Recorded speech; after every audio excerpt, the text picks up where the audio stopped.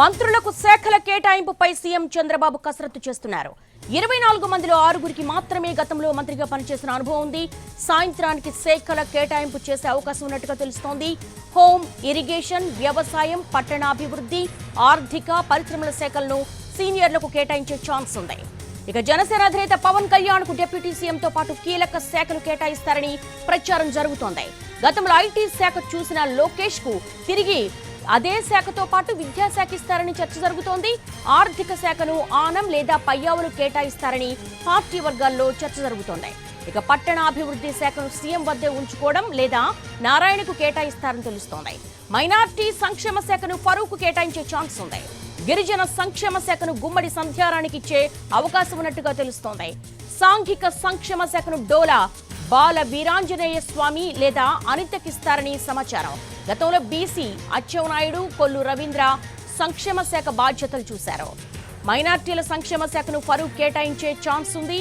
ప్రస్తుతం శాఖల కేటాయింపుకు సంబంధించి తుది కసరత్తు అయితే కొనసాగుతోంది. అన్ని జిల్లాల వారీగా సామాజిక సమీకరణాలను బేస్ చేసుకుని సమర్థత, విధేయత, అలాగే అంకిత భావం, పార్టీకి విధేయంగా ఉండడము, అలాగే సుదీర్ఘకాలం అనుభవం ఉండడం, పాత కొత్త కలయికతో ఈసారి ఆంధ్రప్రదేశ్ కేబినెట్ కొలువుదీరబోతోంది. దీనికి సంబంధించి కూడా తుది కసరత్తు చంద్రబాబు నివాసంలో జరుగుతూ ఉంది. అయితే పవన్ కళ్యాణ్ కు డిప్యూటీ సీఎంతో పాటు కీలక బాధ్యతలు అప్పగించే అవకాశం ఉన్నట్టుగా తెలుస్తోంది. అయితే లోకేష్ కు గతంలో ఐటీ శాఖ అలాగే రూరల్ డెవలప్మెంట్ ఈ 2 శాఖలు కేటాయించారు. తిరిగి అదే శాఖను ఇచ్చే అవకాశం ఉన్నట్టుగా తెలుస్తోంది. పట్టణాభివృద్ధికి సంబంధించి గతంలో 2014 కేబినెట్ లో పొంగూరి నారాయణ పట్టణాభివృద్ధిని చూశారు. కాబట్టి ఆ అనుభవంతోనే మళ్ళీ ఆ శాఖను ఆయన కేటాయిస్తారని కూడా స్పెక్యులేషన్స్ నడుస్తున్నాయి. మంత్రులకు శాఖల కేటాయింపుకు సంబంధించి సీఎం చంద్రబాబు తుది కసరత్తు చేస్తున్నారు. చంద్రబాబు నాయుడు అనే నేను, కొణిదెల పవన్ కళ్యాణ్ అనే నేను, నారా లోకేష్ అనే నేను, నాదెండ్ల మనోహర్ అని నేను, ఆనం రామనారాయణ రెడ్డి అనే నేను, కింజరాపు అచ్చెన్నాయుడు అనే నేను, పయ్యావుల కేశవ్ అనే నేను, డాక్టర్ నిమ్మల రామానాయుడు అనే నేను, నారా చంద్రబాబు నాయుడు అనే నేను, కొణిదెల జిల్లాల వారీగా సామాజిక సమీకరణాలను బేస్ చేసుకుని ఈసారి కేబినెట్ కూర్పుండే అవకాశం ఉన్నట్టుగా తెలుస్తోంది. మంత్రులకు సంబంధించి శాఖల కేటాయింపుపై సీఎం చంద్రబాబు తుది కసరత్తు చేస్తున్నారు. దీనికి సంబంధించి ఏపీ ఇన్పుట్ ఎడిటర్ చంద్రశేఖర్ని అడిగి మరిన్ని వివరాలు తెలుసుకుందాం. చంద్రశేఖర్, ఈసారి సామాజిక సమీకరణాలు, జిల్లాల వారీగా సమర్థత, విధేయత, లాయల్టీ ఈ బ్యాలెన్స్ చేయడం అనేది ఏ విధంగా ఉంటుంది? అలాగే కీలక శాఖలు సీనియర్లకు ఇచ్చే అవకాశం ఉన్నట్టుగా తెలుస్తోంది. అదే మనం ఇంతకుముందు చెప్పుకున్నట్టుగా కొత్త, పాత, విధేయత, అలాగే పార్టీకి కమిట్మెంట్తో పనిచేయడం, ఈ మూడింటిని కూడా బేరీజ్ వేసుకున్న చంద్రబాబు నాయుడు భవిష్యత్తులో పార్టీ అవసరాలకు ఉపయోగపడే వాళ్ళని కూడా ఇప్పుడు క్యాబినెట్లోకి తీసుకున్నారు. మనం ఇంతకుముందు చెప్పుకున్నట్టుగా కొత్తగా ఫస్ట్ టైము మొదటిసారి వచ్చి పార్టీలోకి వచ్చి గెలిచిన వాళ్ళని కూడా తీసుకోవడం ద్వారా ఆ పాకెట్లలో, ఆ ప్రాంతాల్లో, ఆ సామాజిక వర్గాల్లో పట్టు సాధించడం కోసం ప్రధానంగా దీంట్లో లెక్కలు వేసుకున్న తర్వాతనే క్యాబినెట్లో అవకాశం కల్పించినట్టు తెలుస్తుంది. ఇప్పటివరకు మనం నెల్లూరు జిల్లా వరకు చెప్పుకున్నాం. నెల్లూరు జిల్లాలో కూడా మొత్తం 10కి 10 సీట్లను టీడీపీ వైసీపీ నుంచి లాగేసుకుంది. 2019 ఎన్నికల్లో వైసీపీ మొత్తం క్లీన్ స్వీప్ చేస్తే అదే జిల్లాను ఈసారి ఎన్నికల్లో టీడీపీ క్లీన్ స్వీప్ చేసింది. ముందుగా ఊహించినట్టుగా నారాయణ క్యాబినెట్లో బెర్త్ దక్కించుకున్నారు. నెల్లూరు సిటీ నుంచి ఆయన గెలిచారు. ఆయన మొదటిసారి ఎమ్మెల్యేగా అయ్యారు. గతంలో ఎమ్మెల్సీగా ఉండి ఆయన మంత్రి పదవి నిర్వహించారు. ఈసారి ఆయన ఎమ్మెల్యేగా గెలిచి మంత్రిగా అయ్యారు. ఆయనకి ఏ శాఖ ఇస్తారన్న దాని మీద చర్చ జరుగుతున్నాయి. అలాగే రెండో పదవిని అక్కడ రెడ్డి సామాజిక వర్గానికి ఇచ్చారంటే, నెల్లూరు అంటే రెడ్లు అంటే నెల్లూరు కాబట్టి ఆత్మకూరు నుంచి గెలిచిన 7వ గెలిచాడు ఆయన, ఆనం రామనారాయణ రెడ్డి. ఆయనకు అవకాశం ఇచ్చారు. ఆయన గతంలో ఎన్టీ రామారావు క్యాబినెట్లోనే మంత్రిగా పనిచేశారు. తర్వాత వైఎస్ రాజశేఖర రెడ్డి, తర్వాత కిరణ్ కుమార్ రెడ్డి, రోసియా వీళ్ళందరి దగ్గర కూడా పనిచేశారు. ఆయనకు ఉన్న అనుభవం దృష్ట్యా, అలాగే ఆ ప్రాంతంలో రెడ్డి సామాజిక వర్గానికి ప్రాధాన్యత ఇవ్వాల్సిన పరిస్థితి దృష్ట్యా ఆయనకు అవకాశం ఇచ్చారు. మొత్తం క్యాబినెట్లో కమ్మ నలుగురికి మంత్రులు ఇచ్చారు. చంద్రబాబుతో కలుపుకుంటే 5 అవుతాయి. కాపులకు 4కి అవకాశం ఇచ్చారు. 2 వచ్చేసి జనసేనలో ఇచ్చారు. రెండు వచ్చేసేమో టీడీపీలో ఇచ్చుకున్నారు. నిమ్మల రామానాయుడికి, నారాయణని రాయలసీమలోకి వెళ్ళేటప్పటికి బల్జిగా చూడొచ్చు, లేకపోతే కాపుగా పరిగణించే అవకాశం ఉంది. 2 సామాజిక వర్గాల్లో ఆయన లెక్కేసుకుంటే అవకాశం ఉంటుంది. కాబట్టి నలుగురికి కాపులకి, నలుగురికి కమ్మలకు ఈ కేబినెట్ చోటిచ్చారు. చంద్రబాబుతో కలుపుకుంటే కమ్మల సంఖ్య 5 అవుతుంది కాబట్టి. అలాగే రెడ్లు కూడా తగిన ప్రాధాన్యత ఇవ్వాల్సి ఉంటుంది. కాబట్టి కాపు తర్వాత రెడ్లకు 3 కేబినెట్ పోర్ట్ఫోలియో క్యాబినెట్లో బెర్తులు కేటాయించారు. ఆనం రామరెడ్డి, అలాగే వనగానపల్లి నుంచి గెలిచిన బీసీ జనార్దన్ రెడ్డి, అలాగే రాయచోటి నుంచి గెలిచిన రాంప్రసాద్ రెడ్డి. ముగ్గురికి కూడా రాయలసీమలోనే తీసుకున్నారు. రాయలసీమలో రెడ్డి పాపులేషన్ ఎక్కువ ఉంటుంది, రాయలసీమలోనే వైసీపీ పలుకుబడి ఎక్కువ ఉంటుంది. కాబట్టి భవిష్యత్తు అవసరాల దృష్ట్యా కూడా ఈ కూర్పును చంద్రబాబు నాయుడు చేసుకున్నట్టు తెలుస్తుంది. అంతేకాకుండా బనగానపల్లి లాంటి చోట బీసీ జనార్దన్ రెడ్డి పార్టీ కోసం గట్టిగా నిలబడిన వ్యక్తిగా ఆయనకు పేరుంది. ఆయన 2019 ఎన్నికల్లో ఓడిపోయారు, 2014లో గెలిచారు, మళ్ళీ తిరిగి ఇప్పుడు గెలిచారు. ఆయన పార్టీ కోసం అక్కడ ఇబ్బందులు, బనగానపల్లిలో తీవ్రమైన ఫ్యాక్షన్ ప్రాంతంలో ఇబ్బందులు ఎదుర్కొన్నారు. అలాగే ఆ జిల్లా మొత్తానికి కూడా రెడ్డి సామాజిక వర్గం నుంచి పలుకుబడిన వ్యక్తిగా ఆయనకు అవకాశం ఇచ్చారు. ఇక్కడ ఆనం రామరెడ్డిని తీసుకుంటే ఈ విధంగా ఆయనకి అకామిడేటెడ్ చేశారు ఆయనకి. అలాగే మన చిత్తూరు జిల్లాకి వెళ్తే చిత్తూరు జిల్లాలో కూడా ఈసారి కేవలం చంద్రబాబు నాయుడు కుప్పం నుంచి ప్రాతినిధ్యం వహిస్తూ తన సీఎంగా ఉన్నారు. మరి ఎవరికి కూడా క్యాబినెట్లో చోట ఇవ్వలేదు. కిరణ్ కుమార్ రెడ్డి తమ్ముడు అక్కడ గెలిచారు, అలాగే మాజీ మంత్రి అమర్నాథ్ రెడ్డి అక్కడ గెలిచారు. ఆయన కూడా క్యాబినెట్లో చోటు దక్కుతుందని అనుకున్నారు. కానీ కూర్పు నంబర్ తక్కువగా ఉండటం, ఆశించే వాళ్ళ సంఖ్య ఎక్కువగా ఉండటం, ఇవ్వాల్సిన ప్రాంతాలు ఎక్కువగా ఉండటం, అకామిడేట్ చేయాల్సిన సామాజిక వర్గాలు ఎక్కువగా ఉండడంతో ఈ జిల్లాని మినహాయించారు చంద్రబాబు నాయుడు. జిల్లాని మొత్తం ఆయనే జిల్లా మొత్తాన్ని కూడా ఆయనే చూసుకోవాల్సిన పరిస్థితి ఉంటుంది. ఒక క్యాబినెట్ బెర్త్ ఖాళీగా ఉంది. దాంట్లో ఏదైనా చిత్తూరు జిల్లాకు ఇచ్చే అవకాశం ఉంటుందా లేదా కూడా తర్వాత చూడాలి. ఇక కడప జిల్లాకు వచ్చేటప్పటికి కడప జిల్లాలో టీడీపీ చాలా సంవత్సరాల తర్వాత 6 సీట్లలో విజయం సాధించింది. మొత్తం 10 నియోజకవర్గాలు కడప జిల్లాలో ఉంటే 6 చోట్ల టీడీపీ ఈసారి అనూహ్యంగా ఫలితాలు సాధించింది. 1, 2 మాత్రమే వస్తాయి టీడీపీకి అన్న పరిస్థితుల్లో టీడీపీ 6 నియోజకవర్గాలను గెలుచుకోవడంతో ఆ జిల్లాలో భవిష్యత్తులో కూడా ఇలాంటి ఫలితాలని పార్టీ రాబట్టడం కోసం ఆ జిల్లాలో ప్రొద్దుటూరు నుంచి వరదరాజు రెడ్డి లాంటి సీనియర్ ఎమ్మెల్యే గెలిచినప్పటికీ, ఆ జిల్లాలో మైదుకూరు నుంచి పుట్టా సుధాకర్ యాదవ్ గెలిచినప్పటికీ కూడా వాళ్ళు పార్టీలో సీనియర్లుగా ఉన్నారు. అయినప్పటికీ కూడా కొత్త రక్తాన్ని ప్రోత్సహించాలనే ఉద్దేశంతో రాయచోటు నుంచి మొదటిసారి పోటీ చేసి మొదటిసారి గెలిచిన ముడింపల్లి రాంప్రసాద్ రెడ్డికి చంద్రబాబు నాయుడు అవకాశం ఇచ్చాడు. రాయచోటులో అంతకుముందు శ్రీకాంత్ రెడ్డి వరుసగా గెలుచుకుంటూ వస్తున్నారు. 4 విడతలుగా ఆయన ఐదు విడతలుగా ఆయన గెలిచారు.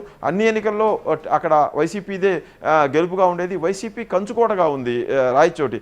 అలాంటి చోట మొదటిసారి గెలిచిన రాంప్రసాద్ రెడ్డికి అవకాశం ఇవ్వడం ద్వారా ఆ ప్రాంతంలో పాగా వేయాలి, భవిష్యత్తులో పార్టీకి అక్కడ పెట్టని కోటగా చేసుకోవాలని చంద్రబాబు నాయుడు చూశారు. ఆ జిల్లాలో 6 సీట్లు గెలిస్తే ఆ సీట్లకు సంబంధించి సీనియర్ ఉన్నప్పటికీ కూడా రాంప్రసాద్ రెడ్డిని ఎంచుకోవడం ద్వారా భవిష్యత్తు ప్రణాళికలకు చంద్రబాబు నాయుడు ఇప్పటి నుంచే పునాదులు వేశారని మనం చెప్పుకోవచ్చు. ఇక అనంతపురం జిల్లా చూస్తే అనంతపురం జిల్లాలో ఎప్పటి నుంచో పెండింగ్లో ఉంది పయ్యావుల కేశవకు క్యాబినెట్. పయ్యావుల కేశవకు 2014-15లోనే క్యాబినెట్ పదవి ఇవ్వాలని అనుకున్నప్పటికీ ఆయన గెలవకపోవడంతో ఆ అవకాశం దక్కలేదు. గతంలో ఎప్పుడు చూసినా కానీ 94 మినహా మిగతా ఎన్నికల్లో టీడీపీ ఎప్పుడు గెలిస్తే అప్పుడు పయ్యావుల కేశవ్ ఉరవకొండ నుంచి ఓడిపోయేవాడు. దాంతో ఆయన క్యాబినెట్లో అవకాశం లేకుండా పోయేది. ఈసారి రికార్డు బద్దలైంది. పయ్యావుల కేశవ్ గెలిచాడు, టీడీపీ గెలిచింది, టీడీపీ అధికారంలోకి వచ్చింది. దీంతో పయ్యావుల కేశవ్కి అవకాశం ఇవ్వాల్సిన పరిస్థితి వచ్చింది. అందుకని పయ్యావుల కేశవ్ సీనియారిటీని దృష్ట్యా, ఆయన పార్టీకి అండదండగా ఉన్న పరిస్థితుల దృష్ట్యా, విధేయత, వీటన్నింటినీ క్యాలిక్యులేషన్ వేసుకున్న తర్వాత పయ్యావుల కేశవ్ని క్యాబినెట్లోకి తీసుకున్నారు చంద్రబాబు నాయుడు. ఆయన ఉరవకొండ నుంచి వరుసగా గెలుస్తూ వచ్చారు. మొన్న ఎన్నికల్లో ఓడిపోయారు, అంతకుముందు గెలిచారు. ఇలా ఉన్న పరిస్థితుల్లో ఆయనకి ఇవ్వాల్సి వచ్చింది. అదే జిల్లా నుంచి పెనుగొండ నుంచి మొదటిసారి గెలిచిన సవితకు అవకాశం ఇచ్చారు. సవిత తండ్రి సీనియర్ మోస్ట్ మంత్రిగా ఉన్నారు రామచంద్రారెడ్డి. ఆయన ఎన్టీ రామారావు హయాంలోనే ఆయన మంత్రిగా పనిచేశారు. దాదాపు 14 శాఖలను ఆయన నిర్వహించారు. అలాంటి ఫ్యామిలీ నుంచి వచ్చిన సవితకు అవకాశం ఇచ్చారు చంద్రబాబు నాయుడు. ఆమె ఫస్ట్ టైం గెలిచింది. ఫస్ట్ టైం గెలిస్తేనే ఆమె క్యాబినెట్లోకి తీసుకున్నారు. కురబ సామాజిక వర్గానికి, రాయలసీమలో కురబ సామాజిక వర్గం ఎక్కువగా ఉంటుంది. ఆ సామాజిక వర్గానికి ప్రాతినిధ్యం వహించే అవకాశాన్ని ఆమెకి ఇచ్చారు చంద్రబాబు నాయుడు. అక్కడి నుంచి ఆమెను మంత్రిగా తీసుకున్నారు.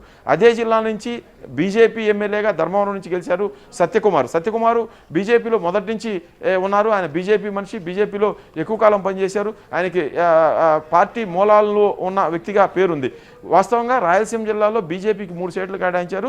జమలమడుగు, ఆలూరు, ధర్మవరం. జమ్మలమడుగులో పోటీ చేసిన ఆదినారాయణ రెడ్డి 2019 ఎలక్షన్లో టీడీపీలో పోటీ చేసి ఓడిపోయిన తర్వాత బీజేపీలో చేరాడు. అంటే ఆయన బ్యాక్గ్రౌండ్ టీడీపీ, అంతకుముందు వైసీపీ, అంతకుముందు కాంగ్రెస్. అలాగే పార్థసారథి అంతకుముందు టీడీపీలో చేరిన తర్వాత బీజేపీలో చేరారు. టీడీపీలో చేరి తర్వాత బీజేపీలో చేరారు. మొదటిసారి ఆలూరు నుంచి గెలిచారు. అంటే ఆయనకు కూడా బీజేపీలో మూలాలు లేవు కాబట్టి బీజేపీ మూలాలు పటిష్టంగా ఉన్న సత్యకుమార్ని ధర్మవరం నుంచి తీసుకున్నారు. అలా కూటమి నుంచి అనంతపురం జిల్లాలో మొత్తం 14 సీట్లకు 14 స్వీప్ చేస్తే ఆ 14 సీట్లో 3కి మంత్రి పదవులు ఇచ్చారు. ఒకటి బీజేపీకి అక్కడ తగ్గింది. ఇక కర్నూలుకు వస్తే కర్నూలు జిల్లాలో కూడా 2 స్థానాలు మినహా మిగతా 12 స్థానాలు కూడా టీడీపీ స్వీప్ చేసింది. అక్కడ కూడా 3కి మంత్రి పదవులు ఇచ్చారు చంద్రబాబు నాయుడు.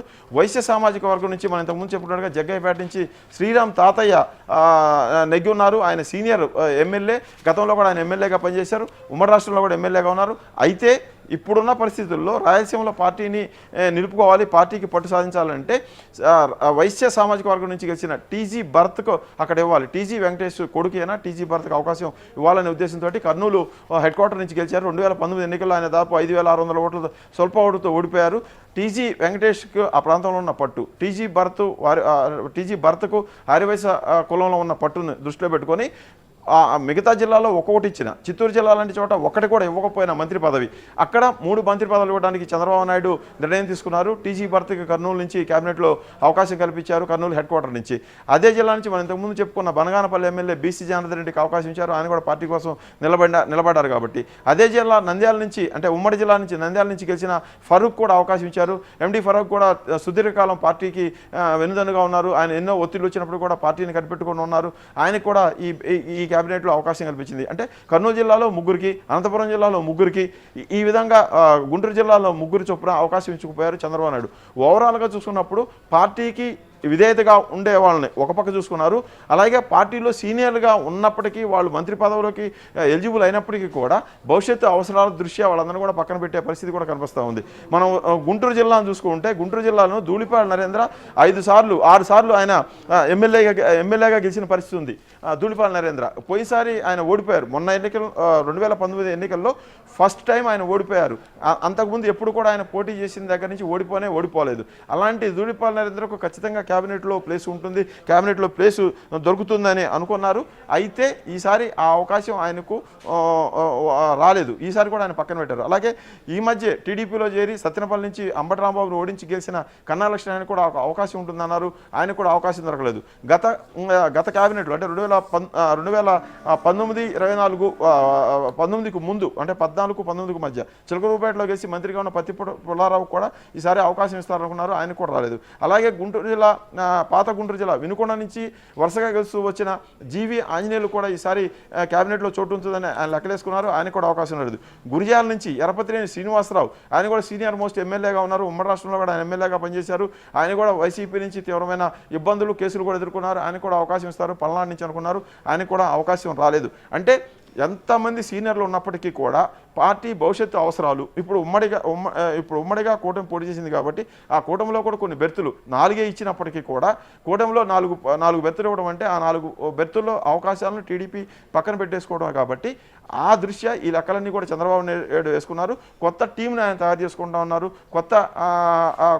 కొత్తగా పార్టీలోకి వచ్చి కొత్తగా గెలిచినప్పటికీ కూడా అవకాశం ఇచ్చారు. అయితే కొన్ని సామాజిక వర్గాలకు ఇంకా క్యాబినెట్లో చోటు దక్కలేదనే చర్చ కూడా నడుస్తూ ఉంది. క్షత్రియ సామాజిక వర్గాల నుంచి ఎవరికి ఇవ్వలేదు.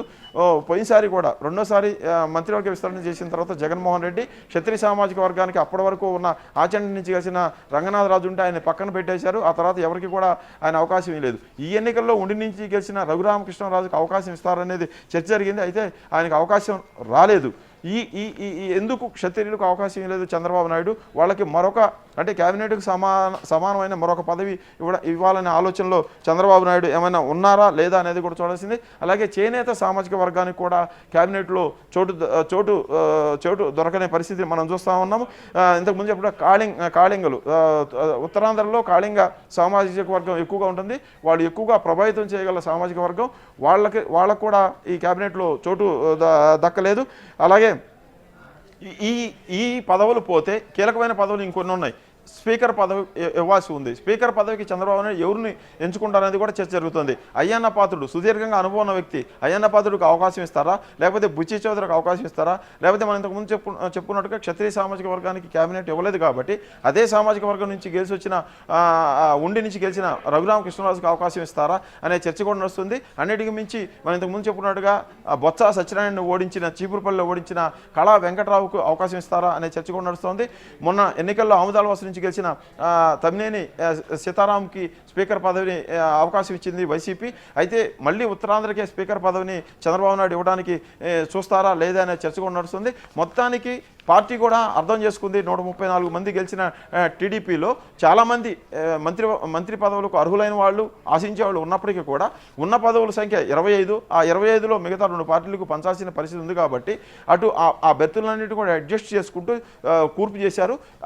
ఇంత ఎక్సర్సైజ్ చేసిన చంద్రబాబు నాయుడు ఎవరికి కూడా అసంతృప్తి రాకుండా చూసుకున్నారు. అందరికీ నచ్చజెప్పుకున్నారు, అందరికీ సర్ది చెప్పుకున్నారు. ఇంకా చీఫ్ విప్ ఉంటుంది, తర్వాత విప్ పదవులు ఉంటాయి, వాళ్ళందరికీ కూడా అకామిడేట్ చేసి ఉంటుంది. కాబట్టి 5 ఏళ్ల తర్వాత గెలిచిన టీడీపీ అప్రహతమైన మెజార్టీతో 164 సీట్లు 175 గెలిచిన కూటమి అందరినీ సంతృప్తిపరుచుకొని అన్ని వర్గాలకు సమ ప్రాధాన్యత ఇచ్చుకుంటూ వెళ్ళాల్సి ఉంటుంది. కాబట్టి ఈ విధంగా ఆ ప్రాంతాలను బట్టి ఆ కులాలని, ఆ కులంలో ఉన్న సీనియర్లను తీసుకొని ఒక కూర్పునైతే చంద్రబాబు నాయుడు చేశారు. దీనికి అందరి యాక్సెప్టెన్స్ అయితే ఉందని మనం చెప్పుకోవచ్చు. దేవి చంద్రశేఖర్, జనసేన అధినేత పవన్ కళ్యాణ్ కు డిప్యూటీ సీఎంతో పాటు కీలక శాఖలు అప్పగించే అవకాశం ఉన్నట్టుగా స్పెక్యులేషన్స్ నడుస్తున్నాయి. కానీ కీలక శాఖల విషయానికి వచ్చేసరికి హోమ్, ఇరిగేషన్, పట్టణాభివృద్ధి అవన్నీ కూడా సీనియర్స్ కి మాత్రమే అప్పచెప్పే అవకాశం ఉంది అని అంటున్నారు. ఇలా చూస్తే మరి కీలకమైన శాఖలు పవన్ కళ్యాణ్ కు ఏ విధంగా కేటాయిస్తారు? అంటే కూటమి పోటీ చేసినప్పుడు ఆ కూటమిలో ఉన్న పార్టీలకు ఇచ్చే పదవుల సంఖ్య కూడా ప్రయారిటీ ఉంటుంది. 21 సీట్లు గెలిచిన జనసేనకి 3 పదవులు ఇచ్చారు, 3 క్యాబినెట్ బెర్తులు దొరికాయి. అంటే చంద్రబాబు నాయుడు ఒక నియమం పెట్టుకున్నారని చెప్తా ఉన్నారు. ప్రతి 7 ఎమ్మెల్యేలకి ఒక మంత్రి పదవి ఇవ్వాలని. జనసేన 21 మందిని గెలిచింది, అంటే 3 క్యాబినెట్ బెర్తులు ఇచ్చారు, అంటే 3 ఏళ్ళు 21 మందికి. అలాగే టీడీపీ 134 గెలిచింది, ఆ 134లో 7 ఒక మంత్రి చొప్పున ఆయన 21 బెర్తులు తీసుకున్నారు. బీజేపీ 8 మంది ఎమ్మెల్యేలు గెలుచుకుంది, ఆ 8 మంది ఎమ్మెల్యేలకి ఒక క్యాబినెట్ బెర్త్ ఇచ్చారు. ఈ విధంగా ఎలాగైతే ఏ పార్టీ ఎంతమంది ఎమ్మెల్యేలు గెలుచుకుందో ఆ ఎమ్మెల్యేల సంఖ్యకి తగ్గట్టుగానే వాళ్ళకి క్యాబినెట్లో బెర్తులు కేటాయించి గౌరవించుకున్నారు చంద్రబాబు నాయుడు. అదే సమయంలో ఆ ఇచ్చిన క్యాబినెట్ బెర్తులకు తగ్గట్టుగా పోర్ట్ఫోలియోలు కూడా సమానంగా పంచాల్సి ఉంటుంది. ఆ 3 జనసేనకి ఏమైతే ముగ్గురికి మంత్రి పదవులు ఇచ్చారో ఆ ముగ్గురికి కూడా ప్రయారిటీలో ప్రాధాన్యత క్రమంలో పదవులు ఇవ్వాల్సి ఉంటుంది. ముగ్గురికి మంత్రి పదవులు ఇచ్చాం కాబట్టి చిన్న చితకా శాఖలు ఇచ్చామని చేతులు దుప్పుకునే పరిస్థితి ఉండదు. కాబట్టి ఖచ్చితంగా పవన్ కళ్యాణ్ అనే వ్యక్తికి ప్రాధాన్యత ఉన్న శాఖ ఇవ్వాల్సి ఉంటుంది. ఎందుకంటే ఇక్కడ మరొక చర్చ కూడా నడుస్తూ ఉంది. పవన్ కళ్యాణ్ డిప్యూటీ సీఎం అవుతాడనే దాంట్లో క్లారిటీ ఉంది. ఎందుకంటే కొద్దిసేపటి క్రితం చిరంజీవి కూడా ఒక ట్వీట్ చేశారు. సీఎంగా ప్రమాణ స్వీకారం చేసిన చంద్రబాబు నాయుడికి డిప్యూటీ సీఎం పవన్ కళ్యాణ్కు అభినందనలు అంటూ ఆయన ట్వీట్ చేశారు. ఇప్పటివరకు డిప్యూటీ సీఎం అవుతాడని బయట ప్రచారం జరుగుతుంది, బయట అంచనాలు వేస్తున్నారు, కానీ అధికారికంగా ఎవరు చెప్పలేదు. నిన్న రాత్రి అయితే పవన్ కళ్యాణ్ కొడుకు కూడా ఒక ట్వీట్ చేశాడు, డిప్యూటీ సీఎం పవన్ కళ్యాణ్ గారికి అభినందనలు అంటూ. అంటే వాళ్ళకి సమాచారం ఉండొచ్చు, ఆయన ఖచ్చితంగా డిప్యూటీ సీఎం అవుతుండొచ్చు. అయితే జగన్ క్యాబినెట్లో 5 డిప్యూటీ సీఎంలు ఉన్నారు. అలాంటి పరిస్థితి ఇప్పుడు ఉంటుందా లేదా అని చూస్తే ఉండే అవకాశం లేనట్టుగానే మనకు అర్థమవుతుంది. తెలంగాణలో చూస్తే బట్టి విక్రమార్క ఒకరే డిప్యూటీ సీఎంగా ఉన్నారు.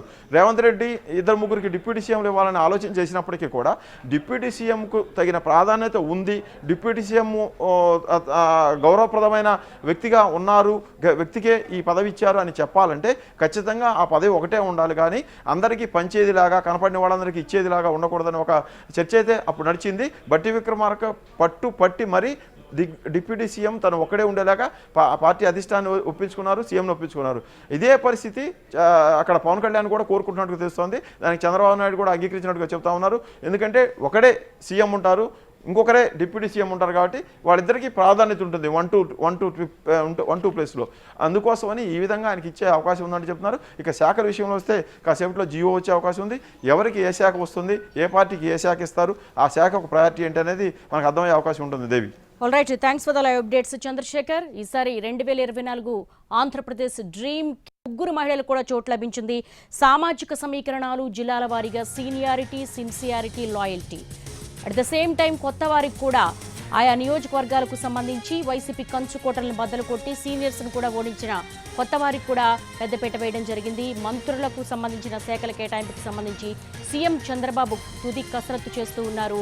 24 మందిలో 6గురికి మాత్రమే గతంలో మంత్రిగా పనిచేసిన అనుభవం ఉంది. సాయంత్రానికి శాఖల కేటాయింపుకు సంబంధించి కూడా ఒక క్లారిటీ వచ్చే అవకాశం ఉన్నట్టుగా తెలుస్తుంది. హోమ్, ఇరిగేషన్, వ్యవసాయం, పట్టణాభివృద్ధి ఇటువంటి కీలక శాఖలన్నీ కూడా సీనియర్ల చేతిలోనే ఉండే అవకాశం ఉన్నట్టుగా తెలుస్తోంది. దాదాపు 6 నుంచి 7 సీనియర్లు ఉన్నారు. ఇక లోకేష్కు ఐటీ శాఖతో పాటు విద్యాశాఖ కూడా అప్పగిస్తారని తెలుస్తోంది. ఇటు హోమ్, ఇరిగేషన్, వ్యవసాయం, పట్టణాభివృద్ధి ఇవన్నీ కూడా చాలా ఆంధ్రప్రదేశ్కు మెయిన్ టాస్క్లు అని చెప్పుకోవచ్చు. ఎందుకంటే అర్బన్ డెవలప్మెంట్ కావచ్చు, పోలవరం నిర్మాణం కావచ్చు, దీనికి సంబంధించి అభివృద్ధి ఎజెండాతోనే అధికారంలోకి వచ్చారు. కాబట్టి దీనికి పెద్దపీట వేయాలంటే సమర్థత, అనుభవం ఈ రెండింటినీ కూడా బేస్ చేసుకొని ముఖ్యంగా ఈ కూర్పు అనేది మాత్రం చేసే అవకాశం ఉన్నట్టుగా తెలుస్తోంది.